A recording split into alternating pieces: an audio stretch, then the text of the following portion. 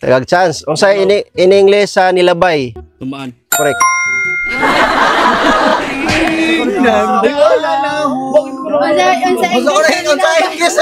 Unsa ko na English na nilabay? Dumaan.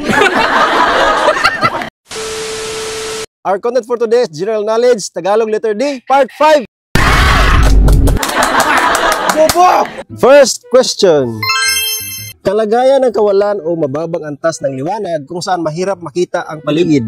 Correct. Next. Ang kabuuan ng pagkatao at panloob na lakas na nagbibigay buhay sa mga kaisipan, damdamin at ang wrong. Damdamin? Wrong. Ang kabuuan ng pagkatao at panloob na lakas na nagbibigay buhay sa mga kaisipan, damdamin at ang malalim na kahulugan o aral sa mga bagay o pangyayari. 5. Wrong. Diabetes. Wrong. Okay, Bob. Answer. Dignidad. Wrong. Wrong. Diwa. Next. Ginagamit upang tumukoy sa lugar kung saan nagaganap. Wrong. Destinasyon? Wrong. Direksyon! Ginagamit upang tumukoy sa lugar kung saan nagaganap ang isang aksyon o pangyayari. Daan? Wrong. 2, 1. Dasal? Wrong.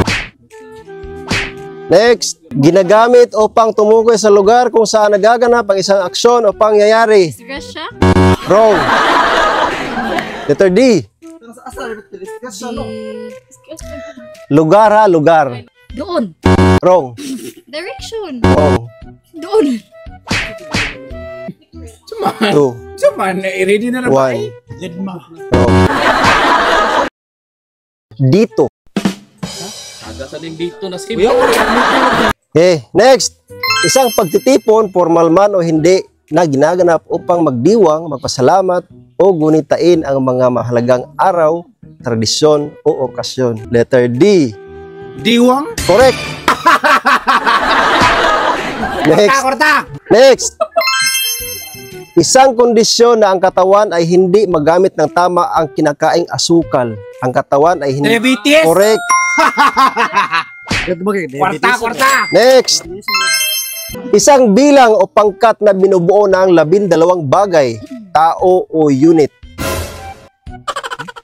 Isang bilang o pangkat ng binubuo ng 12 bagay man o tao o unit. 5, 4, 20? wrong. 5, 4, Dalawa? wrong. Isang bilang o pangkat ng binubuo na 12 bagay. 12. 12 bagay, tao man o unit. 5, Dusina. Hala! Ay, 12. next. Bahagi ng isang bagay sa pinakamalayong punto. Tumutukoy sa sukduan, hangganan. Destinasyon? Wrong. Dulo. Correct. Dulo. Next. Pinakamataas na nilalang na sinasamba. Correct. Next. Ang pagpili o paghuhukom sa pagitan ng dalawa o higit pang posibilidad. Desisyon. Correct. Next. Ang kakayahan at husay sa paggamit ng iba't ibang pamamaraan, tiyaga at talino upang malutas ang mga problema. Diskarte! Correct. Next. Ika-12 buwan ng taon na may 31 na araw. December! Correct. Next. Isang mitolohikal na babaeng nilalang na sinasambad. Diyosa. Correct. Next. Isang maayos na paglalarawan, plano o estratehiya ng itsura at istruktura ng isang bagay. Wrong. Isang maayos na paglalarawan, plano o estratehiya ng itsura at istruktura ng isang bagay o proyekto bago ito gawin. Description. Wrong. Next. Isang maayos na estratehiya ng hits. Disenyo? Correct. Next. Malawak na lugar na bihirang umulan. May kaunting halaman, dominante at buhangin o bato. Deserto. Correct. Desierto. Berde na mo dia tapi dia. Isang makalangit na nilalang na may mahiwagang kapangyarihan naninirahan sa likas na lugar. Correct.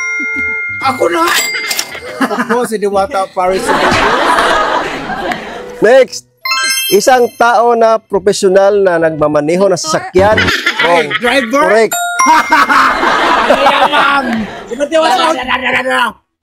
Nagmamaniho na pa siya. Mamalik ko na pa siya. Next. Katangian o kalagayan ng pagiging madulas.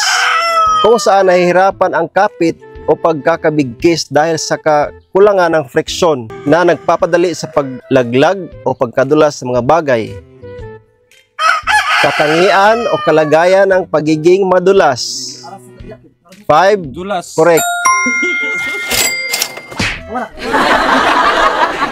Okay na, bobo! Next.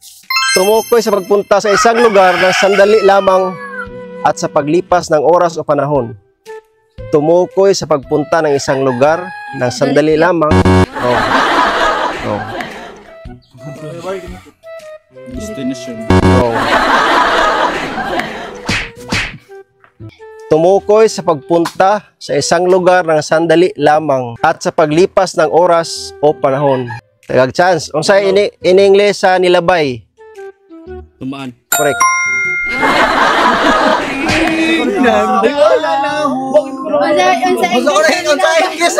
Unsa ko na English na nila ba? Dumaan. Next. Likidong lumalabas sa bibig kapag Laway. Wrong. Third D. Likidong lumalabas sa bibig kapag tumutulo o sinasadyang ilabas. Karaniwan ay tinatawag ding laway. Patalagin. 5. Okay. Wrong.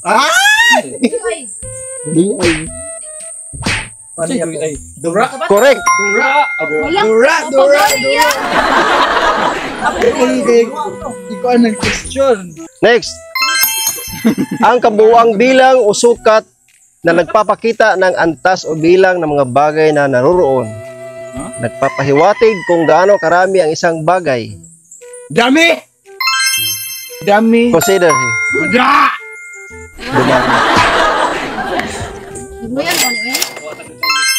Gawing marumi o hindi malinis ang isang bagay. Easy?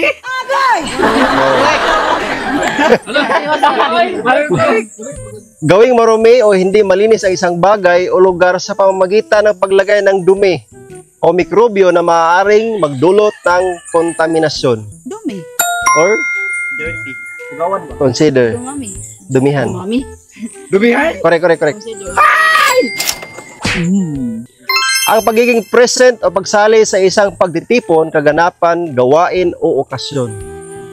Ang pagiging present o pagsali sa isang pagtitipon, kaganapan, gawain o okasyon. Ano naman ay? 5. Debate. Wrong. 4. Decision. Wrong. Next. Wa ko kibo. Ang pagiging present o pagsali sa isang pagtitipon, kaganapan, gawain o okasyon. Wrong. Dumating. Kapit na. Wrong. Kapit na. 5, 4, 3, 2, 8. Dumalo. Dumalo. Yan ako. Correct. Ubo! Next, ang proseso o kalagayan kung saan ang isang bagay ay nananatili o hindi agad maalis sa ibabaw ng isang bagay, dala ng sapat na lakas upang hindi maghiwalay. Dikit. Dikit! Correct. Ako na. O dumikit. Dinikit. Bye. Kailan mo siniya na? Next, isang prutas na may malaki at Durian. correct. Grabe mo. Next. Isang tao na walang tapang at lakas ng loob na harapin ang mga Duwag. correct. Mga duwag. Duwak. Nalagyan ko na. Next. Isang maliit na kathang isip na nilalang na may mahiwaga. Correct. Ano pa ko dito? Lansi pa man. Ano? Next. Pasapod ka. Isang uri ng nakasabit na higaan o upuan. Karaniwang gawa sa tela o lambat. Duyan.